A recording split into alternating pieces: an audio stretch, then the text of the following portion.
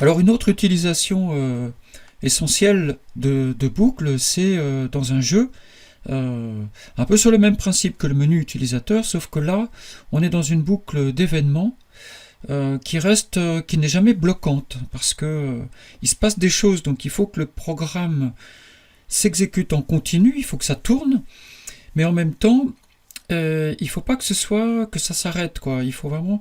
Alors on va voir ça, on va voir comment faire. Alors on va commencer déjà par définir notre boucle. Alors je vais avoir un booléen toujours pour la fin. Voilà, égal. Alors on peut refaire comme précédemment, donc un enum.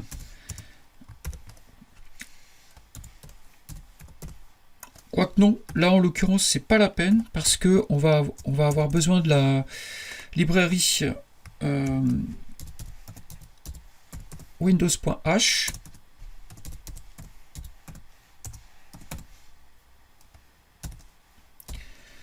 Donc du coup on va pouvoir profiter de define false et true. Donc voilà. Alors ma boucle, ça sera tout simplement une boucle while. Donc while non fin. Hein. Donc tant que fin est sur false, le résultat de cette expression est vrai, donc on tourne dans la boucle. Alors ensuite je vais mettre des commentaires. Je vais avoir les données du joueur.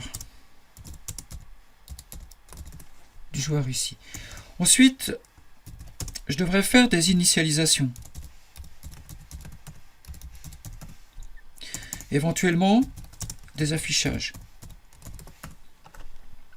C'est pratiquement une trame pour toutes sortes de jeux. Hein. Une fois que je serai ici, je vais devoir contrôler les entrées clavier.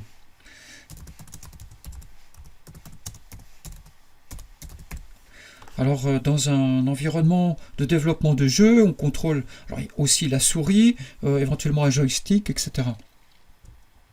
Donc, contrôler les entrées du clavier. Et ensuite, à l'intérieur, je vais avoir un algorithme pour gérer l'affichage et le déplacement du joueur. Donc, je vais mettre affichage et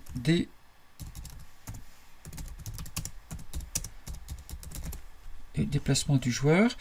Et également, ici, je vais avoir l'affichage et le déplacement des ennemis. Des ennemis, par exemple, s'il y a des ennemis.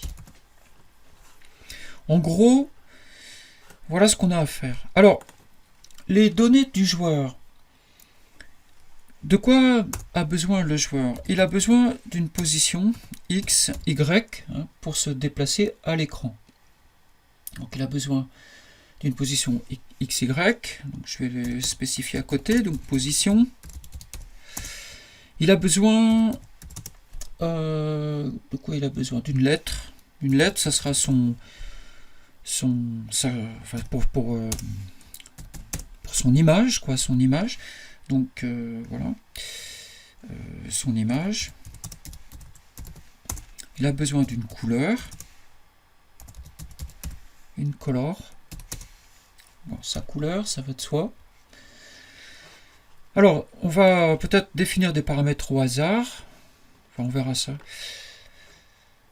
Donc, pour avoir de la couleur, par exemple, on va avoir besoin de fonctions supplémentaires. Ces fonctions, on va les trouver dans Windows.h, mais elles ne sont pas très agréables d'utilisation. Alors, on va les rebaptiser.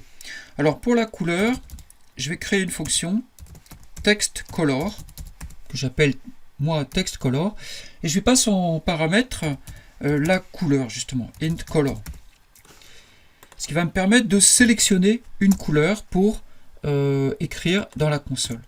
Donc une fonction, alors il y aura le cours sur les fonctions vient juste après, mais enfin ça fait une introduction. Donc c'est un nom, une entrée de valeur, une sortie de valeur. Donc là on retourne rien. En l'occurrence, Donc c'est un bloc d'instruction aussi, hein, essentiellement un bloc d'instruction. Et dedans, qu'est-ce que je vais faire ici? Je vais appeler une fonction de la librairie windows.h, fonction qui s'appelle set console text attribute. Set console text attribute. Elle prend en paramètre un pointeur sur la fenêtre console actuellement ouverte. Alors pour l'obtenir, il y a dans la même librairie une autre fonction qui s'appelle getStdHandle.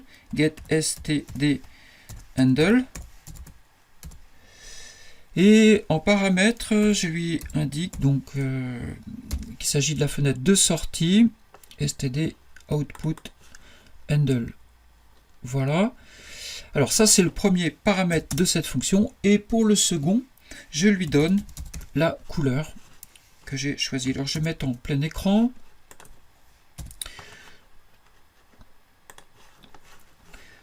Bon voilà, donc cette fonction-là, en réalité, elle appelle celle-là. Donc c'est plus facile et plus clair, je trouve, de le réécrire comme ça.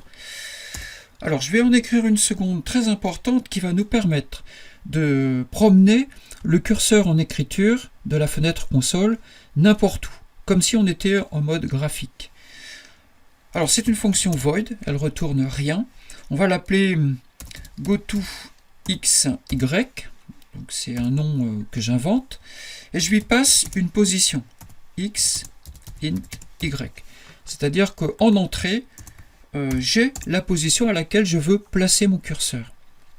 Alors pareil, on va devoir utiliser une fonction de la librairie windows.h. Je vais utiliser également des coordonnées, donc en utilisant la structure chord, qui est elle-même définie dans windows.h. Donc on n'a pas vu les structures, mais une structure c'est simple, c'est un ensemble de variables auxquelles on accède. Donc là par exemple C, c'est un ensemble de type chord qui contient ce que contient chord. Et pour accéder à son contenu, j'ai juste à faire C point, c'est l'opérateur point, et dans Visual Studio on a l'IntelliSense qui nous montre ce que contient une structure chord. Donc là, je vais prendre le champ grand X, je vais lui mettre la valeur que je veux à l'entrée. Je vais faire pareil pour le champ grand Y, je vais lui mettre la valeur que je donne à l'entrée ici. Et voilà, donc là je suis prêt pour l'utilisation de la fonction set console cursor position. Donc set console cursor info position. Voilà. Donc ici, je vais avoir besoin, pareil, d'un pointeur sur la fenêtre courante. Voilà, donc il manque la parenthèse. Et derrière, je lui donne C, ma structure, c'est-à-dire justement le couple de coordonnées auquel je veux envoyer le curseur en écriture. Voilà, point virgule. Voilà le principe. Alors, ces deux fonctions, je les place au-dessus du main de façon à ce qu'elles soient connues au moment de leur appel. Il y a une autre façon de faire. Je peux les mettre après, ce qui rend le dessus du main plus lisible. C'est ce que je vais faire. Je vais le mettre après. C'est aussi un petit peu plus, je dirais, un peu plus professionnel, en tout cas nécessaire pour des programmes plus importants. Et là, je vais indiquer au compilateur que la fonction existe. Donc, et je vais donc faire une déclaration, ce qu'on appelle une déclaration de fonction. Donc je reprends l'entête de ma fonction. Alors plutôt que de le réécrire, je vais le recopier. Donc, ça c'est ce qu'on appelle l'entête de la fonction. Donc, je le copie, je l'amène ici. Voilà, et voilà. Ça me permet, c'est ce qu'on appelle une déclaration de fonction.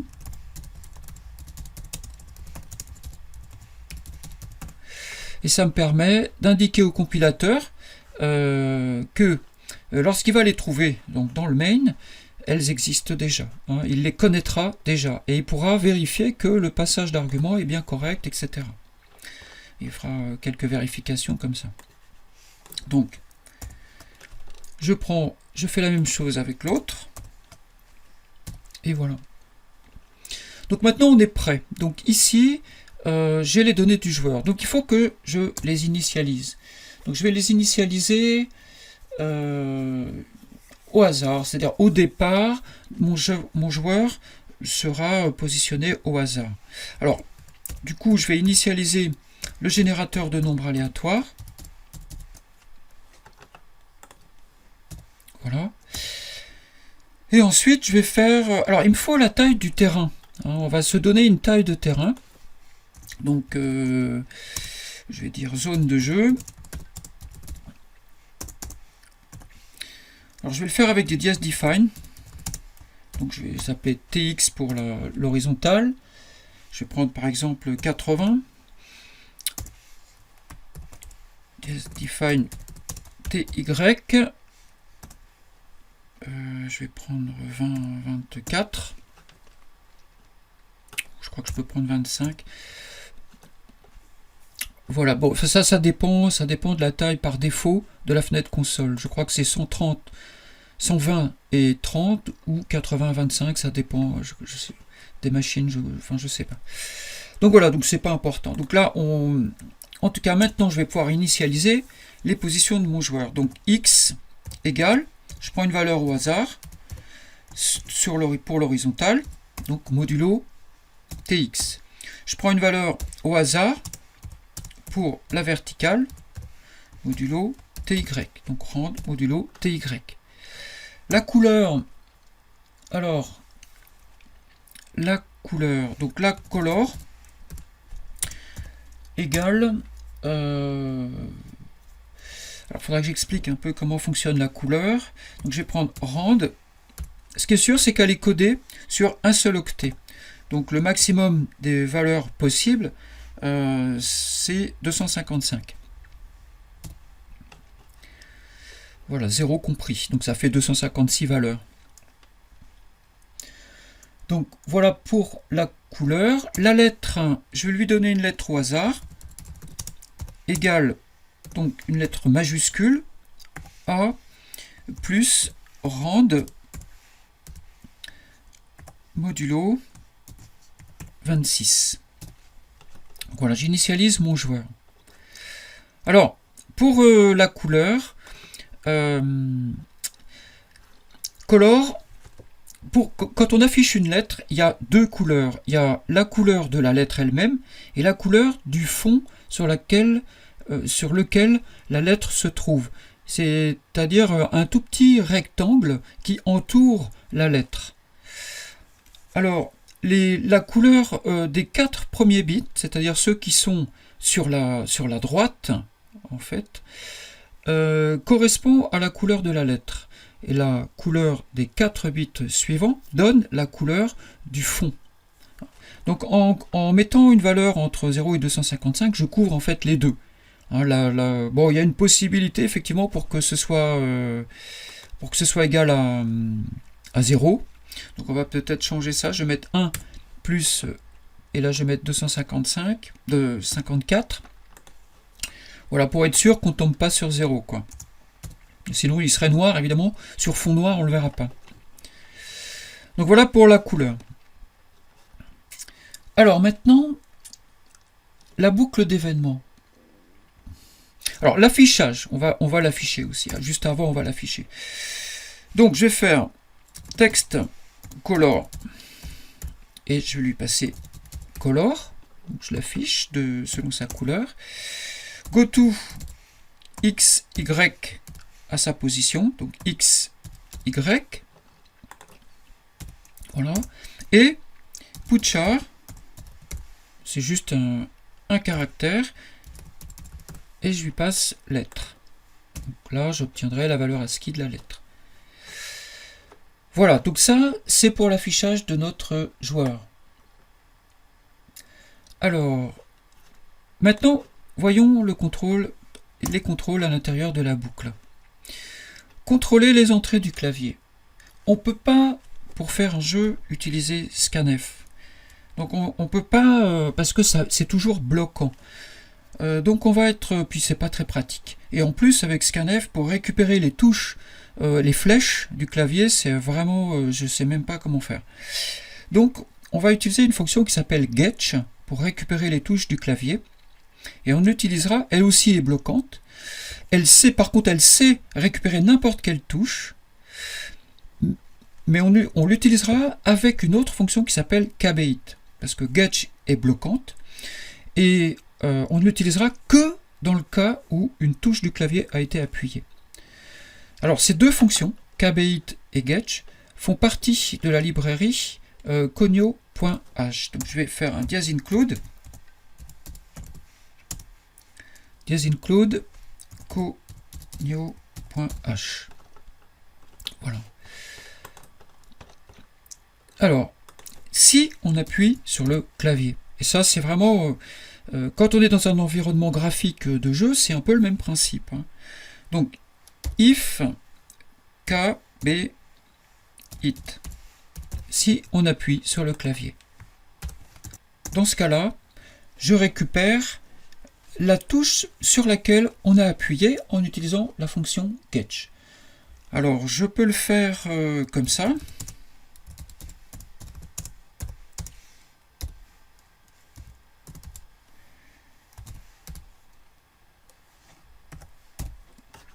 Je peux le faire comme ça.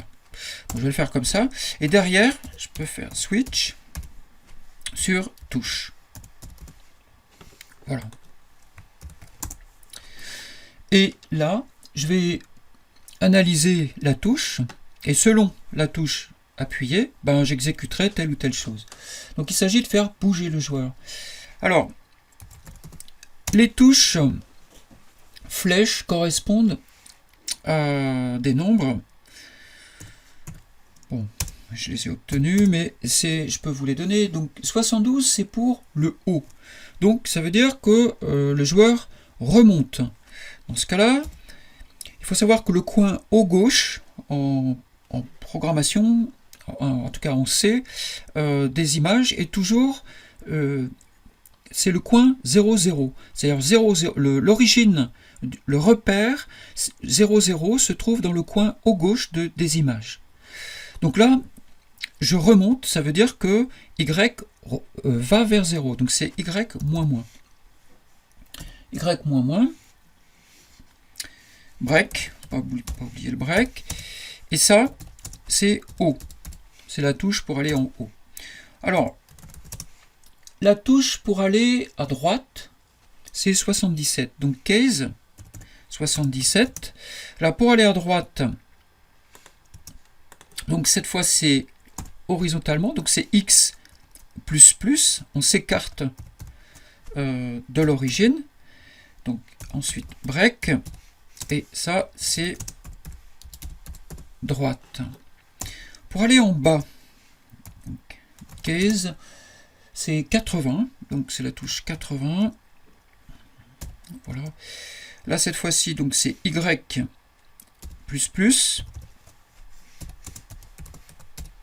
Break, bas. Pour aller à gauche, c'est la touche 75.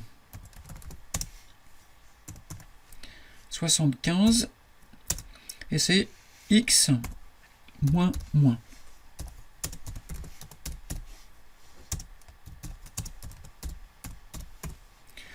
Voilà, donc je vais mettre ça, essayer d'être un petit peu plus soigneux. Donc voilà, ça j'aime. Bon, il le remet toujours sur la gauche. Alors,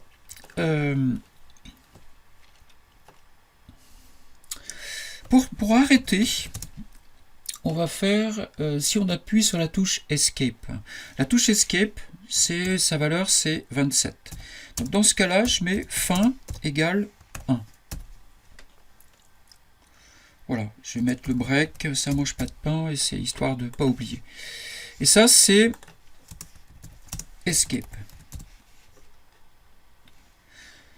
Alors, il y a une chose, bon, là, ça gênera, si ça va, est-ce que ça gênera?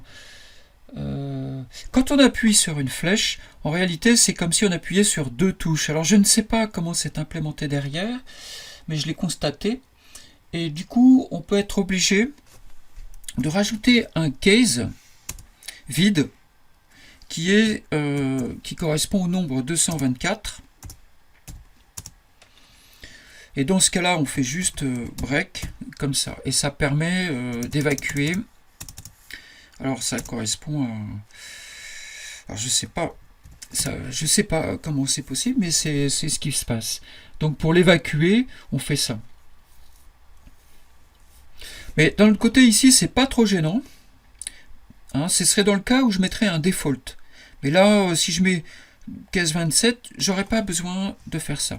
Hein. En cas de default.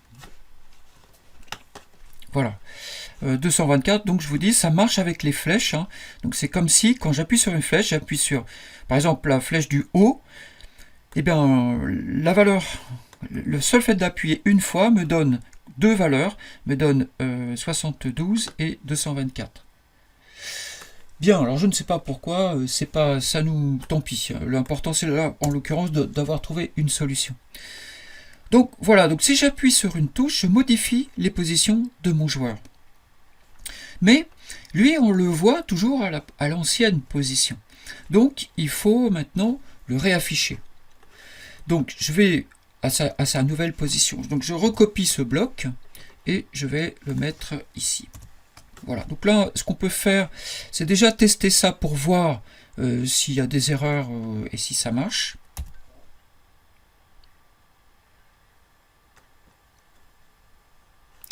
Donc voilà, donc je suis là, donc j'ai vu que j'avais un warn. Alors, ça fonctionne, sauf que on a oublié, enfin il y a quelque chose, donc c'est amusant. Voilà, donc on a... Voilà, donc là, il nous manque quelque chose, parce que... Alors ça, escape, je quitte. Alors je vais enlever, pendant que je le vois, le system pause dont nous n'avons plus besoin, puisque la boucle est contrôlée. Le programme est contrôlé par la boucle. Et là, il nous manque quelque chose. C'est-à-dire que quand on appuie sur une touche, il est probable qu'on bouge le joueur. Donc dans ce cas-là, si on ne veut pas que sa trace reste visible, il faut l'effacer avant.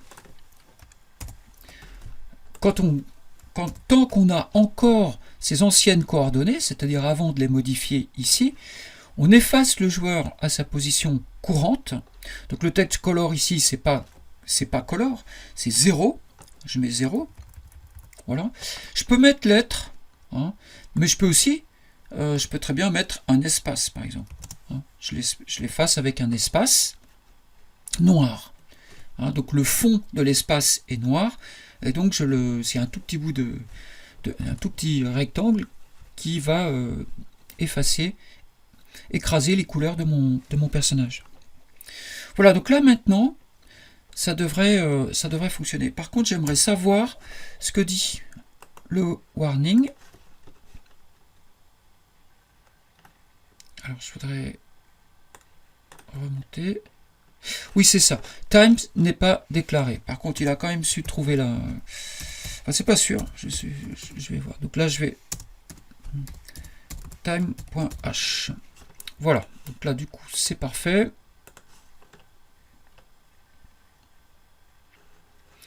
Ici, c'est quoi? Oui, donc ça, c'est pas grave. C'est le type de retour et pas du même type. Donc si je le caste en unsigned, c'est-à-dire unsigned implicitement int, ça m'enlève le warning. Il faut prendre au sérieux tous ces avertissements. Il faut les regarder, c'est pour ça que je compile toujours ici, hein, pour les voir. Là, surtout quand on a des pointeurs, là on n'en a pas encore, mais quand on a des pointeurs à gérer, alors là, il est vraiment très important de les regarder parce que derrière, il peut y avoir des problèmes à l'exécution du programme. Donc je le relance. Donc j'ai d'autres couleurs, et voilà. Et cette fois-ci, je peux bouger mon personnage. Voilà. Alors, il y a un problème, c'est que je ne contrôle pas les bords. Ce qui veut dire que quand je vais sortir, après, je risque d'avoir Voilà, un comportement bizarre de la console, parce que maintenant c'est buggé, je vais avoir des problèmes comme ça. Donc, pour éviter ça, il faut qu'on contrôle que notre joueur reste bien à l'intérieur de sa zone de jeu. Donc, je vais faire tout simplement une série de if sur sa position. Donc si x est inférieur à 0, ça veut dire que je sors sortie à gauche. Donc dans ce cas-là, je vais le bloquer sur le bord. Donc x égale 0. Si x est supérieur à tx moins 1. Voilà, alors je dis que la limite ne fait pas partie de la zone de jeu. Elle est à l'extérieur. Donc dans ce cas-là, je vais mettre x égale tx moins 1. Je vais faire la même chose pour les y. Donc je recopie ça. Et je transforme tout ce qui est x en y. Alors il faut faire attention dans ce cas-là de ne pas en oublier.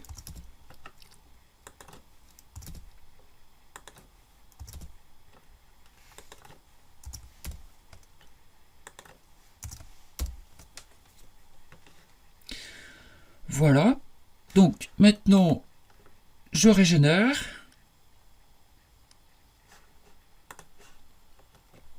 Cette fois, voilà. D'ailleurs, on voit que la zone de jeu, ma fenêtre est plus grande que la zone de jeu. Hein. Mon personnage est coincé ici. Et là. Hein, 80 et 25. Voilà. Donc quand il arrive sur un bord, quel qu'il soit, donc on peut aller de l'autre côté, il est bloqué au bord. Donc il ne peut pas passer de l'autre côté. Donc là, on a une petite base pour créer un jeu, pour commencer à entrer dans la création d'un jeu. Donc ce qui pourrait être intéressant, c'est d'entourer le terrain de dessiner autour du terrain un cadre, et d'autre part de rajouter des ennemis ou des trésors à trouver. Pour ce qui concerne la mise en pratique, vous pouvez maintenant faire pas mal de choses. Alors je vous redonne les propositions dont je dispose, et parmi lesquelles vous retrouvez celle-là, c'est-à-dire l'idée c'est de compléter ce qu'on vient de faire, soit en ajoutant un trésor, donc ajouter un trésor, c'est-à-dire quelque chose de fixe que le joueur va devoir trouver. Il peut marquer des points à chaque fois qu'il en trouve un, et à chaque fois un nouveau trésor est généré. Voilà, on peut faire ça. Pour commencer, c'est sans doute ce qu'il y a de plus simple, ce qui ne veut pas dire que c'est facile, mais les autres sont encore plus difficiles. Donc ensuite, vous pouvez ajouter un ennemi mobile. Donc le joueur va être confronté à quelque chose qui bouge dans son environnement. Et en plus, vous pouvez aussi éventuellement travailler sur un ballon pour le player qui pousse quelque chose devant lui ou qui peut l'envoyer éventuellement. C'est de l'algorithmique, là vraiment ça demande de la réflexion, ça va pas de soi, ça pose des problèmes qu'on ne soupçonne pas vu de loin, mais qu'on rencontre quand on essaie de réaliser les challenges, quoi. Alors voilà, donc ces deux-là ne sont pas concernés par ce qu'on vient de faire. Voilà, ça c'est... donc le player se déplace à l'écran. Bon, ça c'est un peu la même chose que le numéro 1. Ici, des lettres. Alors ça rejoint les ennemis, en fait. Si vous faites 2 ennemis, vous faites 2 lettres. Ça revient au même. Là, il n'y a pas de joueur qu'on maîtrise avec le clavier, mais on a des éléments qui... automates qui jouent tout seul en fait, voilà. Ici, ça c'est une dizaine de lettres. Donc, là je crois, non, ça c'est pareil, c'est bon, faut voir, je sais pas. Là j'ai pas réfléchi là-dessus. Celui-ci non plus. Mastermind, donc voilà, et le poulet, bien sûr, vous pouvez faire le poulet aussi. Voilà, bon, moi c'est mes propositions. Maintenant, si vous en avez qui vous viennent à l'esprit, faites-les surtout, c'est vraiment important. Donc là, il nous manque encore de voir les fonctions, les structures, les tableaux. Et ensuite, il faudra passer, pour aller plus loin dans les jeux vidéo, en tout cas, il faudra un environnement graphique.